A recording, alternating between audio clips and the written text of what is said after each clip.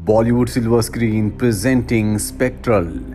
कहानी की शुरुआत में हमें मोल्डोवा देश को दिखाया जाता है, जहां पर एक दूसरे देश ने कब्जा कर लिया है। इसीलिए यूएस मिलिट्री वहां पर मोल्डोवा की आर्मी का साथ देने के लिए पहुंच चुकी है। यहां पर कई सारे ऑपरेशंस चल रहे होते हैं और इसी ऑपरेशन के तहत यूएस आर्मी का सोल्जर एक खास जगह पर पहुंच जाता है।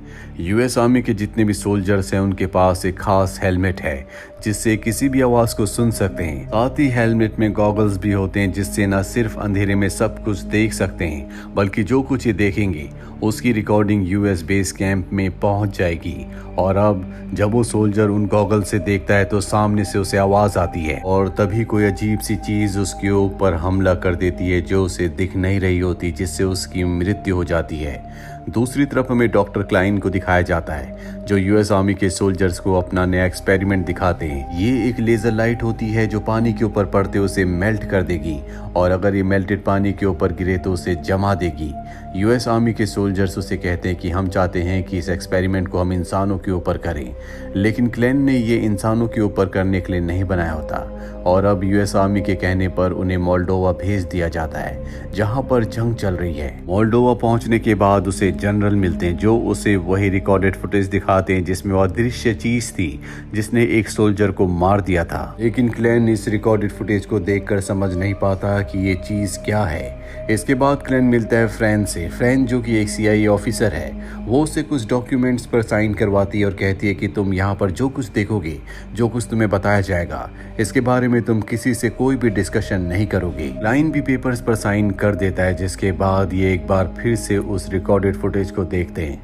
जनरल बताता है कि जो भी जंग के मैदान से बचकर आया है उसका कहना यही है कि ये कोई शैतान है या कोई बुरी आत्मा जो किसी के भी ऊपर हमला करके उसे मार देती है। और फ्रैन को ऐसा नहीं लगता। वो कहती है कि ये कोई खास टेक्नोलॉजी है जिसमें हमारे दुश्मन एक खास सूट पहनते हैं जिससे वो अदृश्य हो जाते हैं और हमारे लोगों को मार देते हैं। और क्लाइन को ऐसा नहीं लगता। वो कहता है कि हमारे दुश्मन के पास इतनी एडवांस टेक्नोलॉजी नहीं है, वो इस तरह का कोई आविष्कार नहीं कर सकते।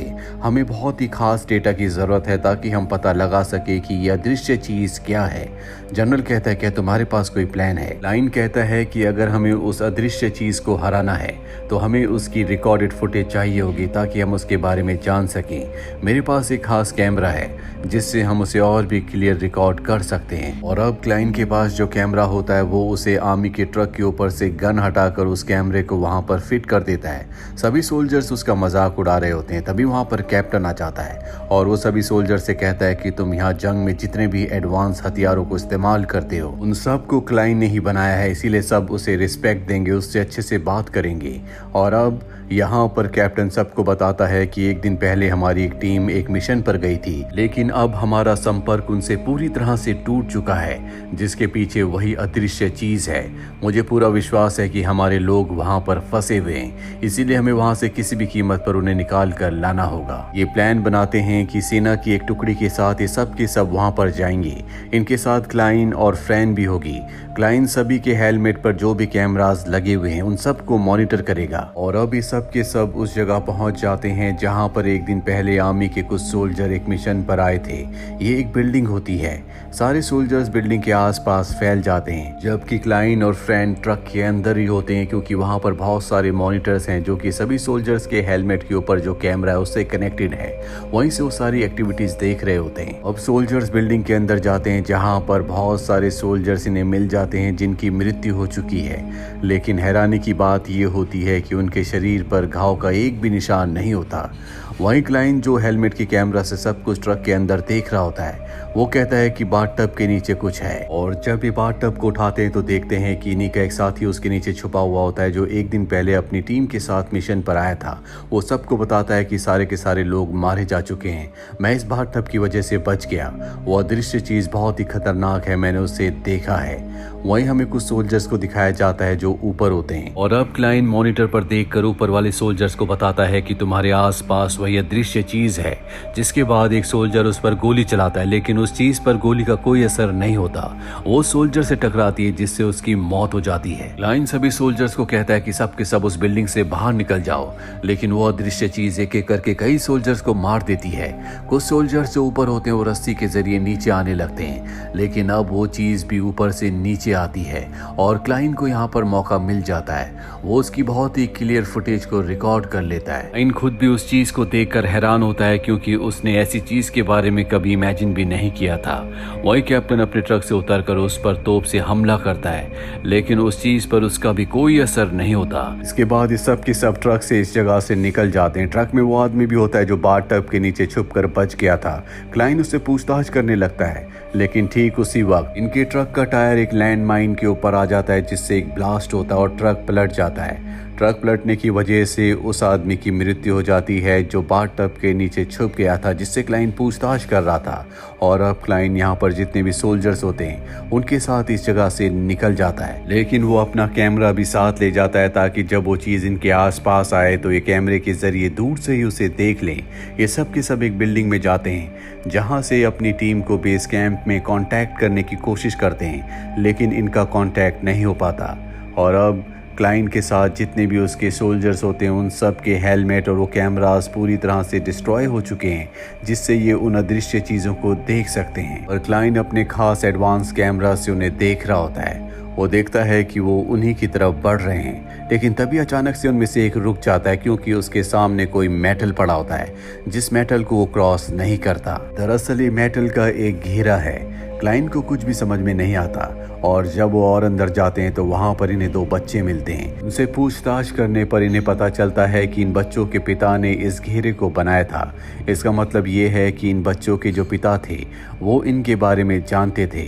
वो बच्चे बताते हैं कि इन्हें एनोमलीज कहा जाता है। इसके बाद ये जनरल से संपर्क करते हैं और इनका संपर्क जनरल से हो जाता है। जनरल इन सबको बताते हैं कि कुछ हेलीकॉप्टर्स और टैंक हम तुम्हें बचाने के लिए भेज रहे हैं, लेकिन तुम्हें कुछ दूर तक आना होगा। अब इन्हें यहाँ से बचकर किसी भी तरह से उस जगह पहुँचना होगा जहाँ पर हेलीकॉप्टर्स और टैंक्स आने वाले हैं। क्लाइन देखता है कि उस मेटल का एक बहुत बड़ा ढेर यहाँ पर पड़ा हुआ है, जिस मेटल को वो अदृश्य ह्यूमन क्रॉस नहीं कर सकते। वो अपनी टीम से कहता है कि हम इनसे हथियार बनाएंगे ताकि हम आसानी से इस जगह से निकल सके। साथ ही उसके पास जो कैमरा होता है उससे वो एक खास टॉर्च बनाता है, जिस टॉर्च की रोशनी से सब के सब उन अदृश्य चीजों को आराम से देख सकते हैं। और अब इनके हथियार भी तैयार हो चुके हैं, इसीलिए अगली सुबह सब के सब यहाँ से बाहर निकलते हैं। टॉर्च की रोशनी में देखते हैं कि बहुत सारे एनोमलीज यानी कि वो अदृश्य लोग हैं जो इन्हीं की तरफ आ रहे हैं। इनके पास जो हथियार होते हैं ये उनसे उनके ऊपर हमला करते हैं, जिस हथियार की वजह से वो कुछ वक्त के लिए फ्रीज हो जाते हैं। हालांकि वो अदृश्य लोग इनके कुछ साथियों को मारने में कामयाब हो जाते हैं, लेकिन फिर भी ये सब के सब उस जगह पहुंच जाते हैं जहां पर इन्हें टैंक और हेलीकॉप्टर लेने के लिए आने वाले हैं। और तभी क्लाइन की टॉर्च खराब हो जाती है, जिसका मतलब ये है कि अब ये उन अदृश्य लोगों को नहीं देख सकते। लेकिन इससे पहले कि वो अदृश्य लोग इन तक पहुंचकर इन्हें मार दे, यहाँ पर टैंक्स आ जाते हैं और एक टैंक के ऊपर उसी तरह का कैमरा होता है, जिस कैमरे से उन एनामोलिस को अदृश्य लोगों को देखा जा सकता है। टैंक के अंदर से सोल्जर्स देखते हैं कि 4 अदृश्य लोग एक टूटी हुई बिल्डिंग के ऊपर खड़े हैं और टैंक से उन पर हमला करते हैं, लेकिन उनके ऊपर तोप के गोले का कोई असर नहीं होता। जिसके बाद यहाँ पर वो बहुत सारे सोल्जर्स को मार देते हैं। साथ ही एक अदृश्य चीज टैंक को बहुत ही आसानी से डिस्ट्रॉय कर देती है। अब जिन 2 बच्चों को ये अपने साथ लाए होते हैं उनमें जो लड़का होता है वो बीच में चला जाता है और तभी उससे वो अदृश्य चीज टकराती है, जिससे उसकी मृत्यु हो जाती है। हालांकि उसकी बहन उसे बचाने की कोशिश करती है, लेकिन वो अपने भाई को बचा नहीं पाती। अब यहाँ पर हेलीकॉप्टर भी आ चुके हैं। क्लाइन उस बच्ची को और कुछ सोल्जर्स को लेकर हेलीकॉप्टर पर चढ़ जाता है। वो सभी अदृश्य चीजें इनकी तरफ बढ़ रही होती है, लेकिन हेलीकॉप्टर की जो हवा होती है उस हवा की वजह से वो पीछे रुक जाते हैं। और इसी मौके का फायदा उठाकर क्लाइन कुछ मेटल के टुकड़े उनकी तरफ फेंकता है, जिससे कुछ एनामोलिस की मृत्यु हो जाती है। अब ये ऊपर जाते और हेलीकॉप्टर से देखते हैं कि पूरे शहर में बहुत सारे अदृश्य साए हैं, यानी कि वो एनामोलिस पूरे शहर में फैले हुए हैं। ये अपने कैंप में नहीं जा सकते क्योंकि वो भी पूरी तरह से डिस्ट्रॉय हो चुका है। इसीलिए अब इन्हें रिफ्यूजी कैंप जाना पड़ता है, जहाँ पर उस बच्ची से, जिस बच्ची के पिता ने मेटल के टुकड़ों से उन्हें बचा कर रखा था, उससे पूछा जाता है कि उसके पिता क्या करते थे। बताती है कि उसके पिता मैसेराव के लिए कंटेनर्स बनाया करते थे। मैसेराव वही जगह है जहाँ से सारे अदृश्य साए पूरे शहर में फैल चुके हैं। मैसेराव में दरअसल एक बहुत बड़ा पावर प्लांट है और अब क्लाइंट को समझ में आ जाता है कि वहीं पर सारे एक्सपेरिमेंट्स हुए हैं, लेकिन एक्सपेरिमेंट्स किस तरह से हुए हैं और ये चीज़ क्या है अभी उसे पूरी तरह से समझ में नहीं आता। अब जनरल भी यहाँ पर आ जाते हैं जो बहुत दुखी होते हैं। वो कहते हैं कि हमारे हजारों सोल्जर्स मारे जा चुके हैं, हम इस जंग को हार चुके हैं और धीरे धीरे ये दृश्य चीज़ें पूरी दुनिया पर अपना कब्जा कर लेगी, इनके सामने कोई टिक नहीं सकता। और तभी क्लाइंट कहता है कि मुझे समझ में आ चुका है कि ये चीज़ें क्या है। हमारी दुनिया में 4 चीज़ें हैं, सॉलिड, लिक्विड, गैस और प्लाज्मा। लेकिन आइंस्टाइन ने एक थ्योरी प्रूव की थी जिसके मुताबिक अगर हम किसी चीज़ को -273.15 पर ठंडा करते हैं तो वो अपनी फॉर्म, अपनी शेप को खो देता है, जिसे कंडेंसेट कहा जाता है। और ये चीज़ें वही 5th फॉर्म है। लेकिन जब ये किसी सिरामिक या किसी मेटल यानी कि लोहे के आसपास आती हैं तो ये बहुत ज़्यादा स्लो डाउन हो जाती हैं। इसीलिए ये मेटल की चीज़ को क्रॉस नहीं कर पाते। इनका टेम्परेचर बहुत ज़्यादा ठंडा होता है, इसीलिए किसी भी इंसान को जब ये छूते हैं तो वो अंदर से पूरी तरह से जम जाते हैं और उनकी मृत्यु हो जाती है। साथ ही 5th फॉर्म में जाने के बाद ये दीवार के आर पार भी जा सकते हैं। फ्रैन इन सब को यहाँ के पावर प्लांट की बहुत सारी फोटोज दिखाती है जो पिछले 10 सालों की होती है। वो कहती है कि पावर प्लांट में 10 सालों में बहुत सारे चेंजेस किए गए हैं और साथ ही यहाँ पर सेंट्रलाइज एनर्जी सिस्टम को भी इंस्टॉल किया गया है, यानी कि उसी सिस्टम की मदद से टेम्परेचर को बहुत ज़्यादा डाउन करते हैं और 5th फॉर्म के इन सोल्जर्स को बनाते हैं। क्लाइंट कहता है कि हमारे पास जितने भी हथियार है वो सब मुझे चाहिए, उनसे मैं खास हथियार बनाऊंगा जिससे प्लाज्मा निकलेगा और प्लाज्मा निकलने की वजह से हम इनको मार सकते हैं, इनकी फॉर्म को तोड़ सकते हैं। इसके बाद क्लाइंट उन हथियारों को बनाता है, जिस हथियार को लेकर अगली सुबह ये मैसेरॉफ यानी कि पावर प्लांट पहुंच जाते हैं। और अब पावर प्लांट में उतरने के बाद इनके सामने उनमें से एक इनविजिबल चीज आती है जिसके ऊपर ये अपने नए हथियार से हमला करते हैं और उसका खात्मा हो जाता है, यानी कि इन्होंने जो हथियार बनाया है वो पूरी तरह से कामयाब है, जिससे इन सबको बहुत खुशी होती है। और अब बाकी के सोल्जर्स भी नीचे उतर जाते हैं जिनमें क्लाइन और फ्रैन भी होते हैं। क्लाइन और फ्रैन का काम है कि उस पावर सिस्टम को पूरी तरह से तबाह करना ताकि सभी इनविजिबल एंटिटी मारी जाए। क्लाइन और फ्रैन नीचे लैब तक पहुंच जाते हैं जहां पर ये देखते हैं कि इसी लैब में कंडेंसेट को बनाया जाता है। यहाँ पर बहुत सारे कंडेंसेट होते हैं जो बन चुके होते हैं और बहुत जल्दी इन्हें बाहर निकाला जाना होता है। क्लाइन देखता है जहाँ कंडेंसेट है यानी कि वो अदृश्य लोग हैं, उन्हें एक मशीन के साथ जोड़ा गया है और अगर वो उस मशीन को अनप्लग कर दे तो सब के सब मारे जाएंगे। वहीं ऊपर सोल्जर्स को दिखाया जाता है जो बहुत सारे अदृश्य लोगों को मार देते हैं, लेकिन वो सब के सब मिलकर एक बड़ा रूप ले लेते हैं, जिसके बाद सोल्जर्स के ऊपर वो हमला कर देते हैं। सोल्जर्स अब इनका मुकाबला नहीं कर सकते। बड़े कंडेंसेट यानी कि अदृश्य उस एंटिटी की वजह से दीवारें हिलने लगती है और जहां पर क्लाइन और फ्रैन होते हैं वहां पर कुछ चेम्बर्स टूट जाते हैं, वहां से भी कुछ अदृश्य लोग बाहर आ जाते हैं।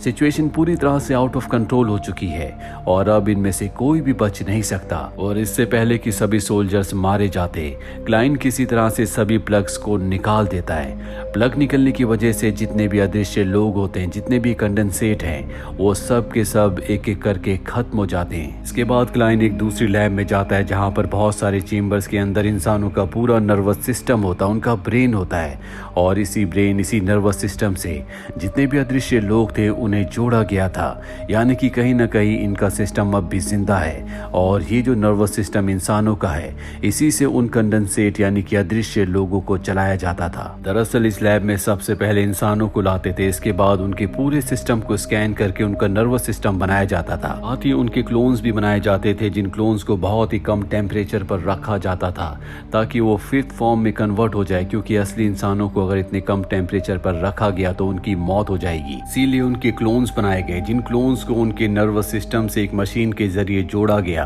और वो कंडेंसेट फॉर्म में आकर दूसरे लोगों को मारने लगे। दरअसल यहाँ पर जो पहले गवर्नमेंट थी वो इस तरह के एक्सपेरिमेंट्स को फंडिंग किया करती थी, लेकिन एक्सपेरिमेंट्स कुछ गलत हो गए जिस वजह से कुछ कंडेंसेट आजाद हो गए और पूरे शहर में फैल गए। लेकिन अब क्लाइन जानता है कि ये जो नर्वस सिस्टम है, हालांकि वो जिंदा इंसान नहीं है लेकिन अभी भी कहीं ना कहीं ये पेन में है, इसीलिए वो उन सब को अनप्लग कर देता है। जिससे पूरा सिस्टम ऑफ हो जाता और सब के सब जितने भी यहाँ पर लोगों का नर्वस सिस्टम होता है उन्हें दर्द से मुक्ति मिल जाती है। और इसी के साथ ये फिल्म, ये कहानी यहीं पर खत्म हो जाती है। उम्मीद करते हैं कि ये कहानी आपको पसंद आई होगी।